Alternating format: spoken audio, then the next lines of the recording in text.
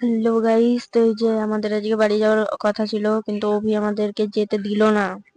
ও বলেছে নিজে বাড়িতে মুরগি কাটবে, সেই জন্য দোকান থেকে 3খানা মুরগি কিনে নিয়ে হ্যাঁ, 3টে মুরগি নিয়ে এসছে কিনে, ও নিজেই ছাড়াচ্ছে।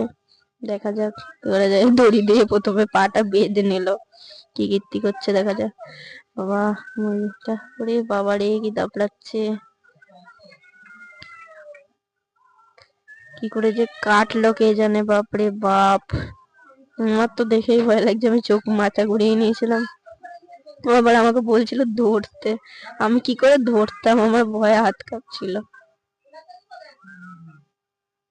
অনেক কষ্টে কাটলো, তাও নিজে নিজেই দেখা গেল।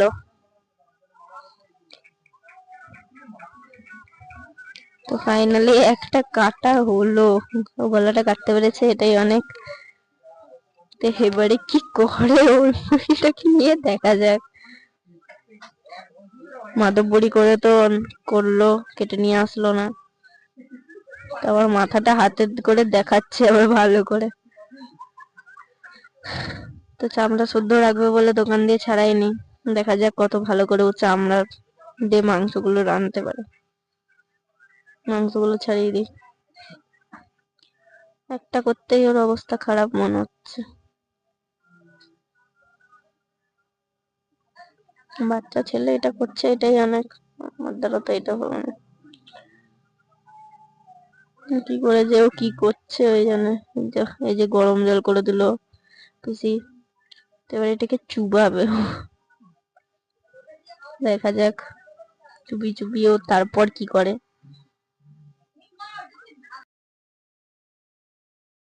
তো এই যে মুরগিটার ঠ্যাং গুলোকে কেটে দিল, দিয়ে চুবিয়ে দিল। তো এই যে বাবাও এসে, বাবা মাংসগুলো টুকরো করতে লেগে গেল, কারণ অভির দ্বারা আর হচ্ছিল না, আর পাচ্ছিল না অভি, ওর দম শেষ। অনেক বলেছিল বড় বড় ডায়লগ দিয়ে, বাট ওর দ্বারা আর হলো না, তাই বাবাকে হাত লাগাতে হলো।